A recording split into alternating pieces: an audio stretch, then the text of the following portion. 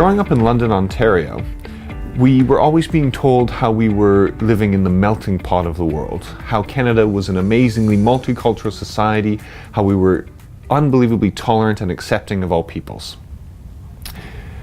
I also grew up being told that I was disabled and that we had a zero tolerance policy to bullying, and that as long as you tell the truth, you won't get in trouble. Human beings underestimate language. I think we all do it, regardless of the language that we speak, whether we even can speak or not. We underestimate the power that our words have, and more importantly, the meaning we place behind the words.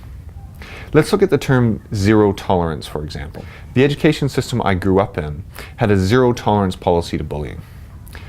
That was the word. Zero tolerance implies that they will not accept any bullying.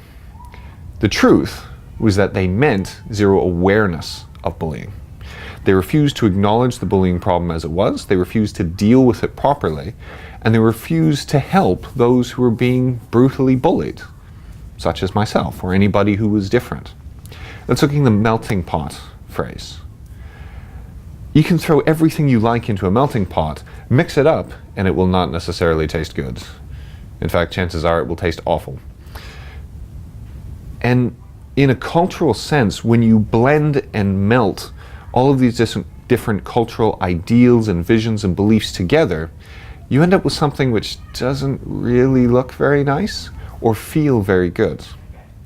Let's look at tolerance. Tolerance is a funny word. We say we have a completely tolerant society, we say that we tolerate each other's differences. That's not actually a good thing. We tolerate things that we wish we could change but can't. We tolerate our husband going out on Friday nights to hang out with his buddies. We tolerate our kids not being good at sports. We tolerate our politicians being blood-sucking worms that don't listen to us. We tolerate what we wish we could change but can't. Always with a tolerance, there is a, if it could be different, I would make it different. So tolerating other cultures, we are saying, we wish they were like us, but we can't change them. When we tolerate a society that does not accept differences, we are saying we wish our society was different, but we're not going to do anything to change it. When we tolerate people who are different from us, we wish they were the same, but can't do anything about it. So when people say that we are tolerant of disabilities, or tolerant of different ways of thinking, or tolerant of different beliefs? The answer is they're not. Or they're not accepting of those things. They don't acknowledge that those things are true and valid in their own way and deserve to exist. They're saying, well, darn, I wish I could make it different, but I guess I can't. And it shows, especially to young children.